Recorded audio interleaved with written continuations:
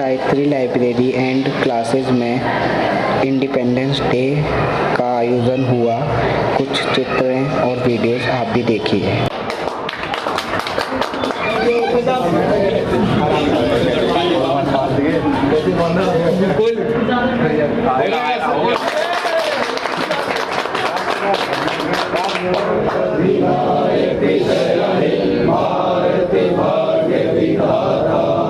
पंजाब सिंध गुजरात मराठा द्राविड़ उत्कल बंग विंध्य हिमाचल यमुना गंगा उच्चल जलधि तरंगा।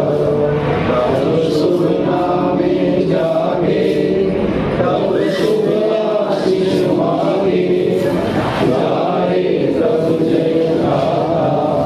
जय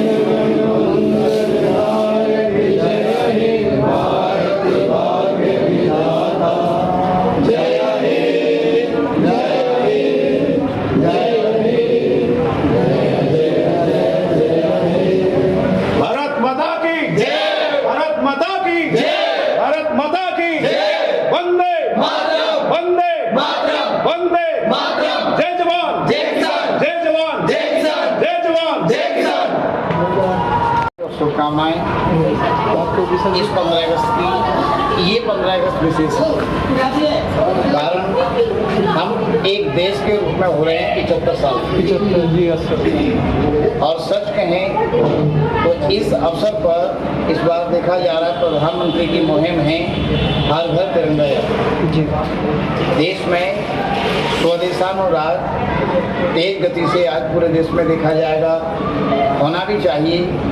नई पीढ़ी को बताने के लिए भी हमारा दायित्व है कि हम नई पीढ़ी को परिचित कराएं। राष्ट्र भाव क्या था, देशभक्ति क्या थी, आज कहीं कुंदिस सी पड़ गई थी देश में। देखा जा रहा है कि आज मोदी युग में इस बात को तो श्रेय देना ही पड़ेगा कि उन्होंने एक क्रांति सी ला दी है इस मामले में। अब ये विश्लेषण का विषय है कि हमने 75 वर्षों में क्या पाया, क्या कहाँ कमी रहेगी। तो इसके लिए भी काम होते रहेंगे, लेकिन निश्चित रूप से ये जो ध्वज है ये केवल कपड़े का प्रतीक नहीं, ये स्वतंत्रता अथवा आज़ादी का प्रतीक, ये भाईचारे का भी प्रतीक, ये खुशहाली और संपन्नता का भी प्रतीक है। आज हमारे देश में सांप्रदायिकता का तत्व बढ़ा है। ऐसे में 75 सालों में हमें और भी मनन चिंतन करने की आवश्यकता है कि हमने जो टारगेट लक्ष्य रखे थे कहीं भटक तो नहीं गए।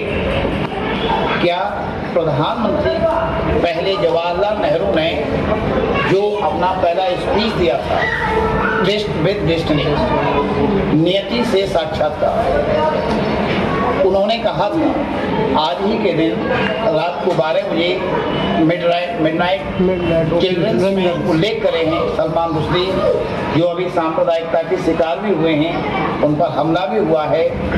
उन्होंने ये बात कही पंडित नेहरू ने जब वो बोल रहे थे केंद्रीय कक्ष में दिल्ली में, एक तरफ खुशी है तो दूसरी तरफ जिम्मेवारियां भी बड़ी।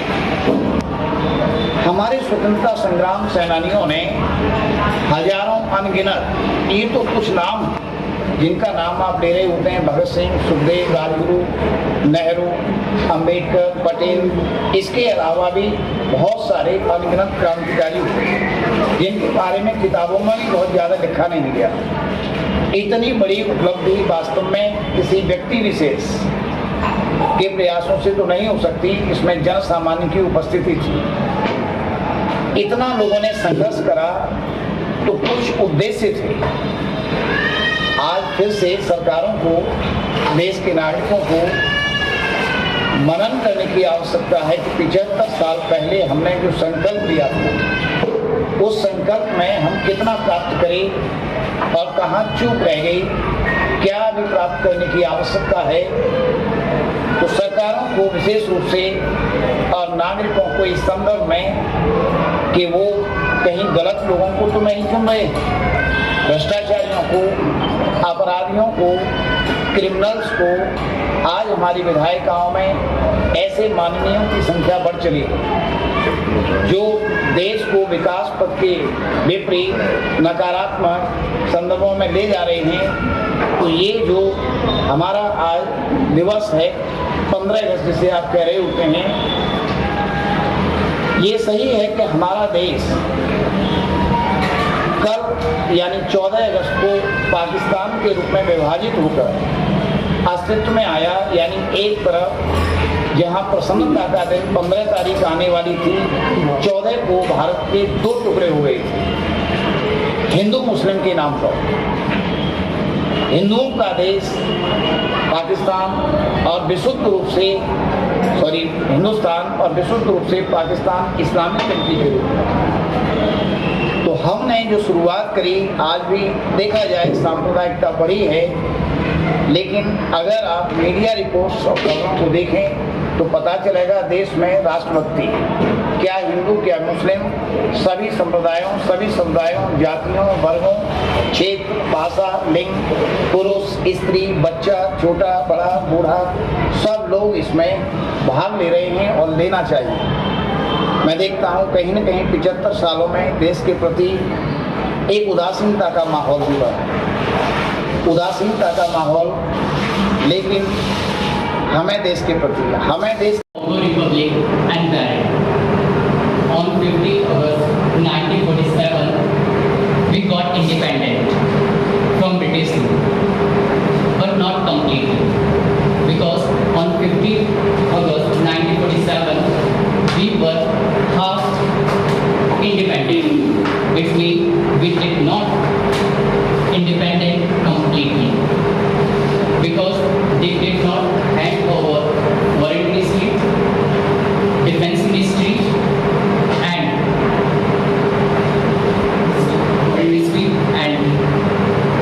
they did not provide these things.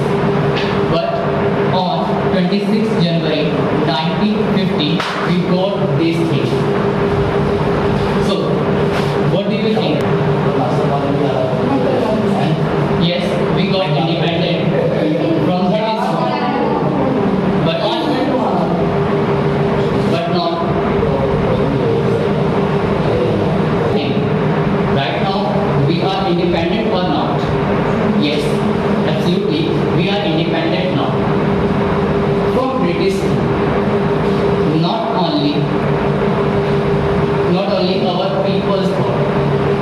Like, still girls are considered to be weak. Still, girls can't go outside at night as boys. Still, students, farmers, poor committed suicide. And the poor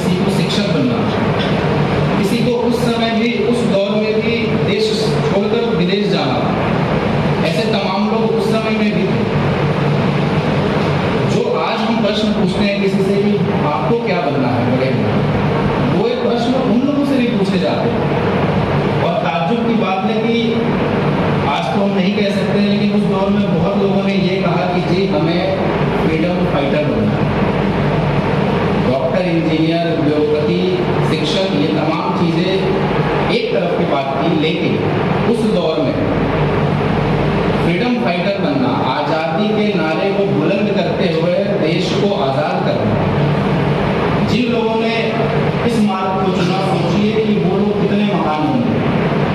ऐसा नहीं है कि उन दौर के जो परिवार थे वो बहुत सहज थे किसी भी मामले में। परिवार का जो भी पुत्र या पुत्री उस दौर में भी थी, उनके सामने भी वही चुनौतियां थी जो आज है। तरीका अलग हो सकता है, बोलने का तरीका अलग हो सकता है, वैचारिक रूप से सोचने का या वैचारिक रूप से काम करने का भी तरीका अलग हो सकता है, लेकिन फाइनली सबकी नियति यही थी कि हमें देश को आज़ाद करना है, चाहे किस रूप में करना है। सबके तरीके अलग।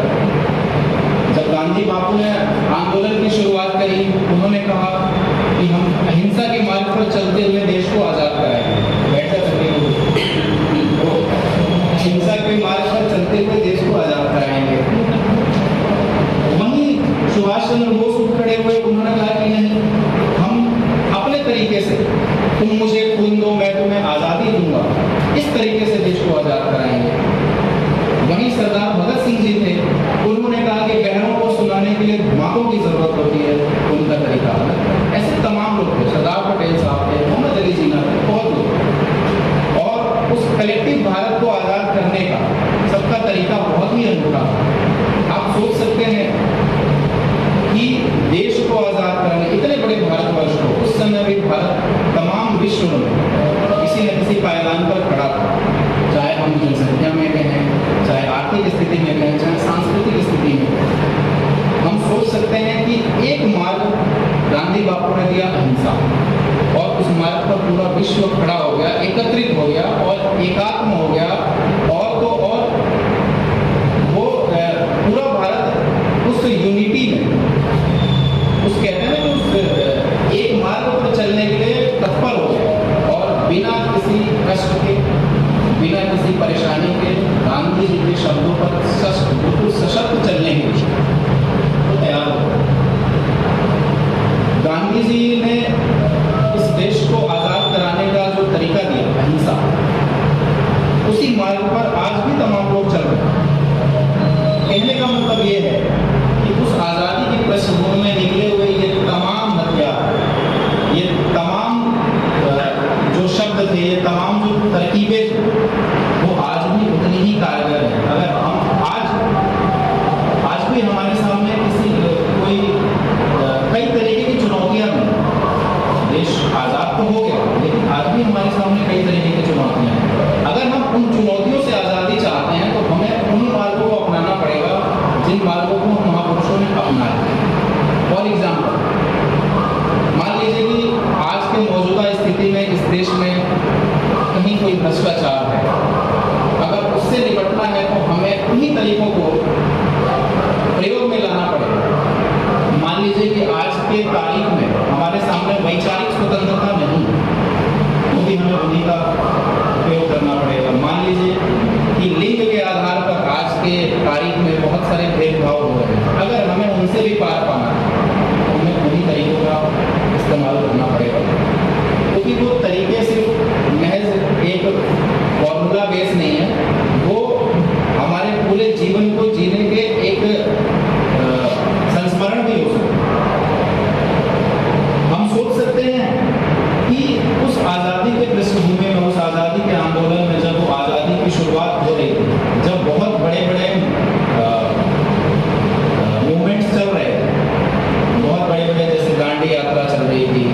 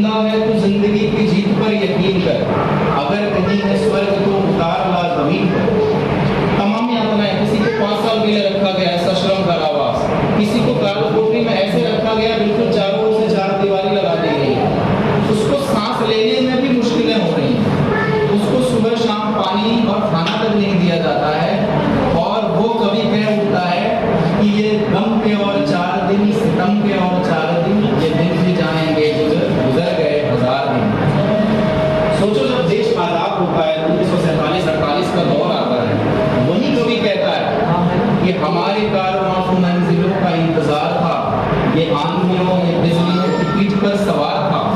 ऐसे तमाम, हम उस दौर के तमाम साहित्यकारों को देखें, हम मुंशी प्रेमचंद को देखें, उन्होंने जितनी कविताएं, जितनी कहानियां और जितने उपन्यास लिखे हैं, कहीं ना कहीं उन उपन्यासों में उन्होंने पृष्ठभूमि आजादी ही रखी है। चाहे हम उनकी गोदान पढ़ें, चाहे प्रेमाश्रम पढ़ें, चाहे रंगभूमि पढ़ें, चाहे कर्मभूमि पढ़ें, चाहे सेवा सदन में पढ़ें, सारे उपन्यासों में पढ़ के एक ही चीज समझ में आ रही है कि उस दौर में आजादी को लोगों ने कितने प्रबुद्ध भाव से अपने सारे काम को छोड़कर, कोई बहुत बड़ा उद्योगपति था, उसने अपना पूरा धन लगा दिया कि देश कैसे भी आजाद हो, हमें आजादी चाहिए, हमें किसी की गुलामी नहीं चाहिए। हम चाहते ब्रिटिशर्स ने हमें क्या लालच नहीं दिया, ब्रिटिशर्स ने हमारी सारी चीजें बदली, हमारे सांस्कृतिक स्तर बदले, हमारे करने का हर तरीका बदला, हमारी शिक्षा पद्धति बदल दी, हमारी पूजा पद्धति बदल दी। इसके बावजूद भी उन्होंने कहा कि हम तुम्हें अच्छी से अच्छी वो देंगे, लेकिन इसके बावजूद भी सबका एक ही नारा क्यों था कि नहीं, हमें आजादी चाहिए।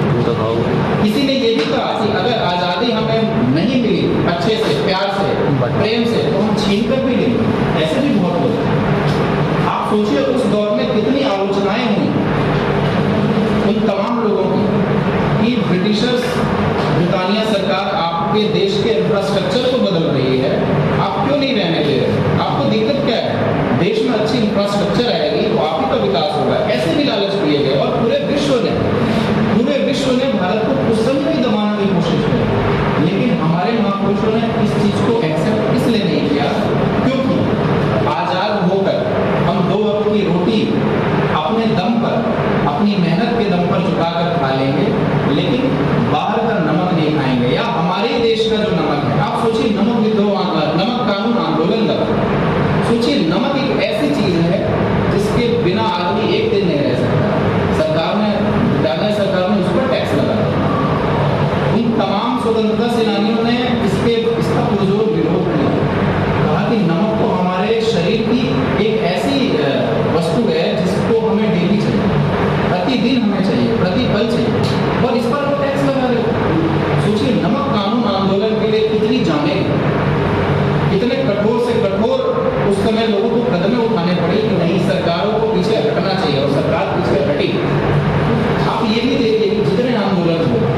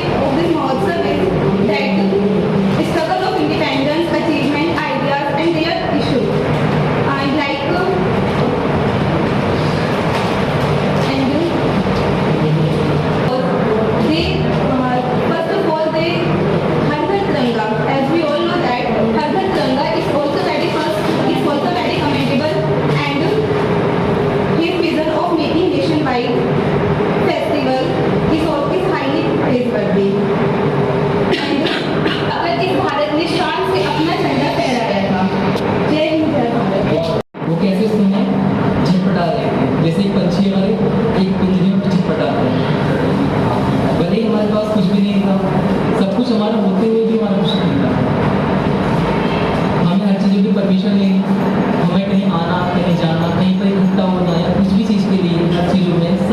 हस्तक्षेप जो हमारे देश के नहीं थे वो भी हस्तक्षेप कर रहे थे हर चीज़ों के लिए। और उस समय का जो दौर रहा, उसके बाद में फिर गांधी जी का भारत में आगमन होना, फिर नेहरू जी, सरदार वल्लभ भाई पटेल, इन सभी महापुरुषों के द्वारा सारे काम और फिर सत्याग्रह जितने भी चले गांधी जी के द्वारा, एकता अखंडता बद्रता की बातें हुई और इन सब के बारे में हम सबको पता चला। आज की युवा पीढ़ी पता ही नहीं है कि क्या है कैसे है, बस ये आज जो 15 अगस्त का जो दिन है ये सब वाली छुट्टी का दिन मना रहा है। बहुत सारे आज के समय अभी के दौर में भी जैसे आज समय से 8 बजे का प्रोग्राम था, समय था 8 बजे कि ध्वजारोहण होगा, 9 बज गए, दिखा ही नहीं बच्चों में कि 8 बजे आना था समय के हिसाब से, तो 9 दिख रहे था। तो ये ऐसा नहीं कि हम सिर्फ खाली दूसरे के ऊपर हम अपेक्षाएं करते हैं। हमें सबसे पहले अगर हम आज़ाद भी हैं या फिर हम आज़ादी का महोत्सव मना भी रहे हैं तो उसके अंदर हमें दूसरों से अपेक्षा ना करके खुद ही ये देखना चाहिए कि क्या हम खुद कर सकते हैं कुछ।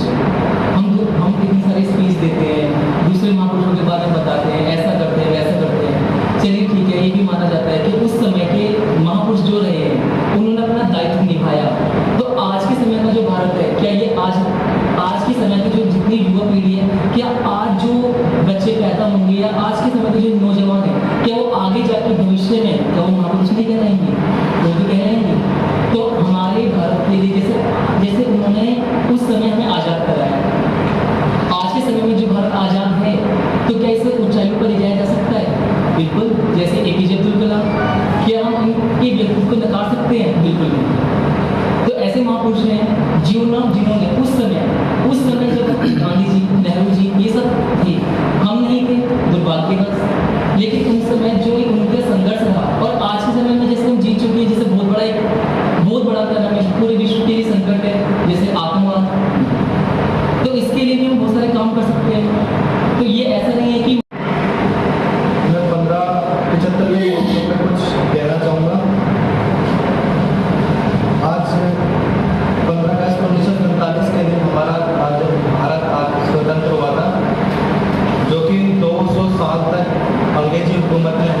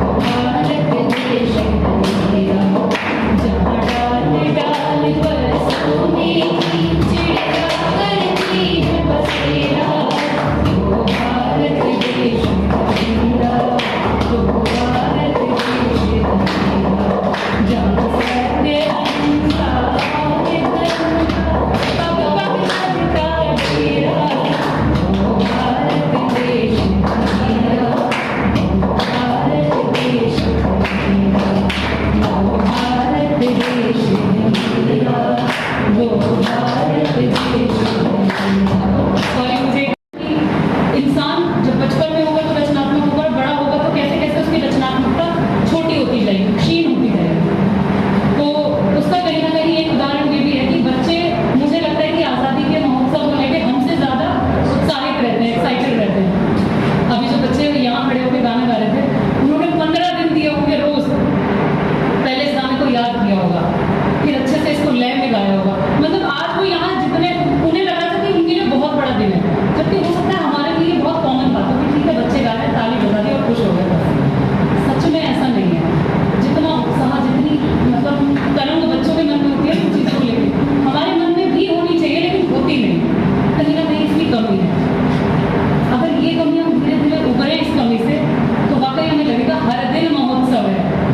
देश का कोई एक दिन, हाँ मैं मानती हूँ कि इस दिन हम आज़ाद हुए तो ये दिन हमारे लिए खास है, लेकिन आज़ादी तो हर एक दिन पुरानी हो रही है।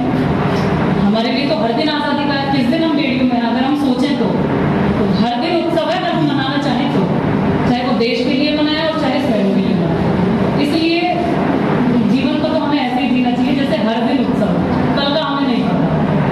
और ये बच्चों के अंदर बहुत अच्छे से दिखाई देता है। अभी जैसे उनके मुंह पे जो तेज था ना गाते समय, वो एकदम मतलब लय में कारण था कि उनके अंदर उत्साह था। हमारे अंदर ये उत्साह ठंडा हो गया है।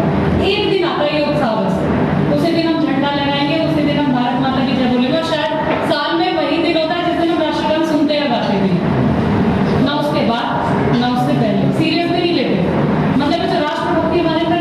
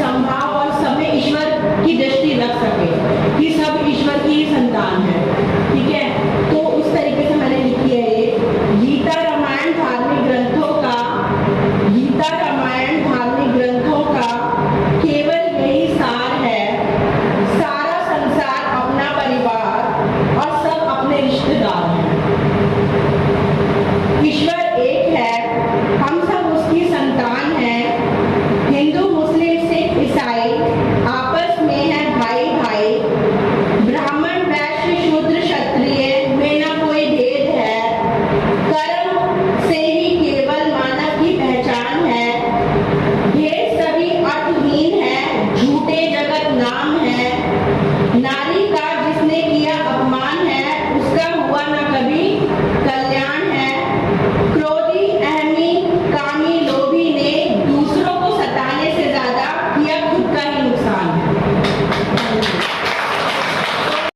जैसे हम अगर भगत सिंह की ही बात करें तो वह बचपन से ही देश की आज़ादी के लिए समर्पित हो चुके थे। भगत जी करतार सिंह सराभा से बहुत ज़्यादा इंस्पायर्ड रहे, या कहे तो उन्हीं के नक्शे कदमों पर भी चले। ऐसे ही अनेक क्रांतिकारी जिनका योगदान भारत की आज़ादी में बहुत ज़्यादा रहा है। लेकिन सवाल ये है कि क्या आज के युवाओं को आज़ादी का मतलब पता है? मैं सभी युवाओं की बात नहीं कर रहा हूँ। जैसे कि मैंने पहले बताया, भारत में एक से बढ़कर एक वीर आए हैं और निसंदेह आगे भी आते रहेंगे। मैं उन युवाओं की बात कर रहा हूँ जो भटके हुए या कहे तो आज़ादी के लिए हुए संघर्ष को भुला चुके हैं। यह उन्हें पता ही नहीं है कि इस आज़ादी की क्या कीमत हमारे वीर क्रांतिकारियों ने चुकाई है। उन युवाओं से बस इतना कहना चाहता हूँ कि अपनी संस्कृति से जुड़कर अपना कर्तव्य देश की उन्नति तथा आज़ादी की अहमियत को सोच समझकर निभाया जाए। जैसा कि हमारे आदरणीय गुरुजी ओमकार गुरुजी ने बताया कि युवा अपनी संस्कृति को छोड़कर दूसरी भाषा, फ्रेंच, इटालियन, इंग्लिश इत्यादि से ज़्यादा प्रभावित होकर अपना भाषा या अपनी संस्कृति कल्चर का महत्व भूलता जा रहा है। ये उचित नहीं है। मैं ये नहीं कहता कि दूसरी भाषा या पश्चिमी सभ्यता को सीखना गलत है, लेकिन अपनी संस्कृति को त्यागना गलत है। जिस प्रकार एक वृक्ष का विस्तार अपनी जड़ों से जुड़कर होता है, उसी प्रकार युवाओं को भी विस्तार की आवश्यकता होती है। ज्ञान लेना कभी अनुचित नहीं होता। विस्तार कीजिए, लेकिन अपनी सभ्यता, अपनी संस्कृति से जुड़कर रहिए, अपनी जड़ों से जुड़कर रहिए और आज़ादी के महत्व को समझकर अपने को सर्वोच्च बनाने हेतु हर संभव प्रयास राष्ट्र की उन्नति के लिए निरंतर करते रहना चाहिए। ये आज़ादी बहुत संघर्ष के बाद प्राप्त हुई है। आज़ादी हुए ज़्यादा समय नहीं हुआ है। 75 वर्ष कोई लंबा समय नहीं होता। 2 साल अंग्रेजों का शासन हमारे भारतवासियों 200 साल हमारे भारतवासियों पर हुआ है। तो कैसे इतनी जल्दी उन क्रांतिकारियों के बलिदान को भूल सकते हैं? इसलिए आज़ादी के इस अमृत महोत्सव पर मैं युवाओं अथवा सभी देशवासियों से ये निवेदन करता हूँ कि आज़ादी की कीमत को समझते हुए इसका अनैतिक लाभ न उठाया जाए। मौलिक अधिकारों के साथ साथ मौलिक कर्तव्यों पर भी ध्यान देने की आवश्यकता है। जय हिंद। संजोए थे। क्या आज की पीढ़ी के बहुत सारी युवा ऐसे हैं कि उनके सपने ऐसे दूर दूसरे हो गए हैं, चटक गए हैं जैसे भुना हुआ पापड़। आप बताइए कैसी आज़ादी? कागज की आज़ादी ले तो मिलती 2-2 आने में। ये जो आपने कहा कि मैंने शुरुआत में सब प्रयोग करा, राजनीतिक आज़ादी। क्या चुनाव आयोग का प्रमाण पत्र आ गया, CAA आ गया, भारत के नागरिक आ गए तो हम आज़ाद हो गए, है ना? नागार्जुन ने जो बात कही, रास्ते में कल मिला था चीथड़े पहने हुए, मैंने पूछा नाम तो बोला कि हिंदुस्तान हूँ। उस आदमी से आज भारत के बहुत सारे क्षेत्र ऐसे हैं जिन्हें आप भारत कहते हैं। अध्ययन के लिए इंडिया और भारत दो अलग अलग देश हैं। आज छत्तीसगढ़, झारखंड, पश्चिम बंगाल, उड़ीसा, आंध्र प्रदेश, बहुत सारे नॉर्थ ईस्ट क्षेत्र ऐसे हैं जहाँ 2 दिन भोजन नहीं मिल रहा है। वो कैसे गर्व से कहे कि मैं भारतीय हूँ? दयानंद सरस्वती ने कहा गर्व से कहो कि मैं भारतीय हूँ। वो नहीं कहेगा मैं भारतीय। ये कैसी आज़ादी है? इसी देश में एक तरफ चमचमाती हुई कारों वाली कई गाड़ियां घर में खड़ी थी और एक तरफ 2 जून रोटी का जुगाड़ नहीं कर पाता, साइकिल नहीं है उसके पास, आर्थिक असमानता। आज नई रिपोर्टें आ रही हैं परसों के अनुसार विश्व के 3रे सबसे धनी आदमी होने के कगार पर नहीं गौतम अडानी और टॉप 10 में तुम किस अंबानी रहे। समृद्धि के टापू उगाए हैं। आज एक तरफ नोटों का जखीरा मिल रहा है देश में और एक तरफ 2 जून भोजन नहीं जुटा पाता। ये कैसी आज़ादी? आज धर्म के नाम पर लड़ रहे, जाति के आधार पर लोग लड़ रहे, सांप्रदायिकता के आधार पर लोग लड़ रहे। ऐसी आज़ादी की ना तो डॉक्टर B.R. अम्बेडकर ने संविधान में जो उन्होंने लिखा समानता की बात, आर्थिक स्वतंत्रता की बात, नीति निर्देशक तब तो जोड़े गए नहीं, प्रस्तावना जोड़ी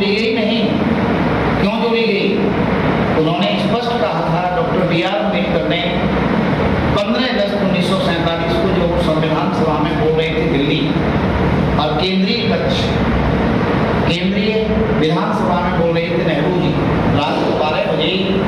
कहीं ऐसा न हो, मुझे एक संशय है, डाउट, कि ये जो आज़ादी हम लिए हैं ये संविधान की किताब में ही कब तक न रह जाए। आज कहीं न कहीं बहुत हद तक दबी जबान ये कहना पड़ता है कि इन महान क्रांतिकारियों ने जो सपने संजोए थे पूरे हुए नहीं। और मैं बार बार कहता हूँ, आज के युवाओं सांप्रदायिकता को जैसे बढ़ावा ही दिया जा रहा है ईमानदारी से। आज के युवा इतने बेरोजगार पुलिस में हैं कि यदि रोजगार और रचनात्मक शिक्षा आदि के द्वारा रोजगार के द्वारा संरक्षित न करा गया तो ये आतंकवादी कब बन जाए का कुछ पता नहीं। इस ऊर्जा को आप 100वां साल मनाएंगे 25 साल बाद, मोदी कहते हैं 100 साल तो सेलिब्रेशन, तो ग्रांड सेलिब्रेशन के लिए इस युवा को आप सम्मिलित करिए। स्वामी विवेकानंद ने जो बात कही, नहीं तो ये ऊर्जा जो युवाओं में दिख रही है कब भस्मासुर साबित हो जाए, कब देश के विरोध में उठ खड़ी हो। तो क्या हमने ऐसी आज़ादी तो ठीक थी, लेकिन आज़ादी के बाद के जो हुक्मरान आए, शासक आए, उन्होंने उसको ध्यान नहीं दिया। रही बात आज जो धर्म, जाति, संप्रदाय, क्षेत्र, भाषा, लिंग की बात होती है, इन्हीं चीजों को 1936 में पंडित नेहरू ने कहा था, भारत एक ऐसा बागीचा है जिसमें तमाम तरह के फूल हैं, हिंदू के रूप में, मुस्लिम के रूप में, ईसाई के रूप में, पारसी के रूप में, सिख के रूप में। ये विविधता तो हमारी एक तरह से कहें पूंजी है, और हमें इसी के साथ में जीना और बढ़ना है आगे। तो ये जो चिंतन धारा थी, कहीं ना कहीं मुझे वो नहीं दिखाई दे रहा जो मैं इच्छा कर रहा था, कोई बात नहीं, लेकिन आगे से थोड़ा सा प्रयास भी करिए, इससे लाभ आपको